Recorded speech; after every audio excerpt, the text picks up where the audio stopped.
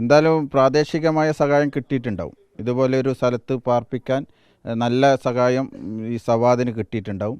സവാദ് എന്ന പേരിലല്ല ഇവിടെ അറിയപ്പെടുന്നത്, ഷാജഹാൻ എന്ന പേരിലാണ്. അപ്പോൾ ജനുവരി മാസം അവസാനം വീട്ടിൻ്റെ കരാർ അവസാനിക്കുകയാണ്, ഞങ്ങൾ ഇവിടുന്ന് താമസം മാറുകയാണ് എന്നുള്ള അയൽവാസികളോടും ഒരാഴ്ച മുമ്പ് ഞാൻ കണ്ട് സംസാരിച്ചപ്പോഴും എന്നോട് പറഞ്ഞിട്ടുണ്ട്. നിങ്ങളുമായിട്ട് ഇതിനു മുമ്പ് ഇവിടെ വീട്ടിൽ താമസം തുടങ്ങിയപ്പോൾ വന്ന് പരിചയപ്പെട്ടു. അങ്ങനെ തൊട്ടടുത്ത വീടുകളിലെല്ലാം നമ്മൾ ഗൃഹസന്ദർശനം നടത്തുമ്പോൾ ഈ വീട്ടിലും വരാറുണ്ട്. അപ്പോൾ അങ്ങനെ ഒരു കേസിലെ പ്രതിയാണ് എന്ന് തോന്നത്തക്ക വിധത്തിലല്ല സവാദിൻ്റെ ഇടപെടൽ. പോപ്പുലർ ഫ്രണ്ടിൻ്റെയൊക്കെ ഭാഗമായി പ്രവർത്തിക്കുന്നത്, അപ്പോൾ ആ മേഖലയിലുള്ള കുറച്ച് പ്രവർത്തകരൊക്കെ ഈ മേഖലയിലുണ്ട്. അപ്പോൾ അതുമായി ബന്ധപ്പെട്ടുകൊണ്ടുള്ള ഇല്ല, അവരങ്ങനെ ആരും ഇവിടെ വരലില്ല.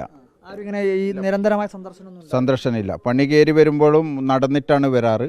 അങ്ങനെ അവർ കൂട്ടിക്കൊണ്ടാക്കുന്ന അവസ്ഥ, അങ്ങനെ ഒരു സംശയം തോന്നിക്കുന്ന ഒരു സംഭവം ഇതുവരെ ഉണ്ടാക്കിയിട്ടില്ല. റിയാസ് എന്ന് പറയുന്ന മരപ്പണിക്കാരൻ്റെ കീഴിലുള്ള ഒരു ജോലിയാണ് ഇദ്ദേഹം ഈ പറയുന്ന സവാദ് ചെയ്തിരുന്നാണ് പറയുന്നത്. ഈ റിയാസ് ഈ നാട്ടുകാരനാണ്.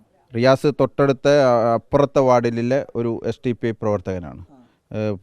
മട്ടന്നൂർ നഗരസഭയിലെ 11ാം വാർഡിലെ കുമ്പംമൂല എന്ന പ്രദേശത്തെ പ്രവർത്തകനാണ്. അവരുടെ കീഴിലാണ് ഇയാൾ ജോലി ചെയ്തിരുന്നത്. അവരുടെ കീഴിലാണ് ജോലി ചെയ്തതെന്ന് ഈ ഷാജഹാൻ പറഞ്ഞപ്പോഴാണ് ഞങ്ങൾ അറിഞ്ഞത്. നമ്മൾ പരിചയപ്പെട്ടപ്പോൾ ആരുടെ കീഴിലാണ് ആശാരിപ്പണി ചെയ്യുന്നത് എന്ന് പറഞ്ഞപ്പോൾ റിയാസിൻ്റെ കൂടിയാണ് എന്ന് ഷാജഹാൻ പറഞ്ഞ വിവരമാണ്. റിയാസ് അതിന് ശേഷം ഇങ്ങോട്ടേക്ക് വരുന്നതോ ആയിട്ടോ അല്ലെങ്കിൽ നിരന്തരം ഇങ്ങോട്ട് വരുന്നതോ അങ്ങനെ കണ്ടിട്ടില്ല. റിയാസിന് അങ്ങനെ മുൻകാലം ഈ ഇത്തരത്തിലുള്ള കേസൊക്കെ ബന്ധപ്പെട്ട് പരിചയമോ കാര്യങ്ങളോ അതറിയില്ല. ഇപ്പോൾ തൊട്ടടുത്ത വീട്ടിൽ പണിയെടുക്കുമ്പോൾ കഴിഞ്ഞ ആഴ്ച ഞങ്ങൾ സംസാരിച്ചപ്പോൾ റിയാസിൻ്റെ പണിയാണ് ഞാൻ എടുക്കുന്നത് എന്ന് പറഞ്ഞ വിവരം ഷാജഹാൻ പറഞ്ഞു.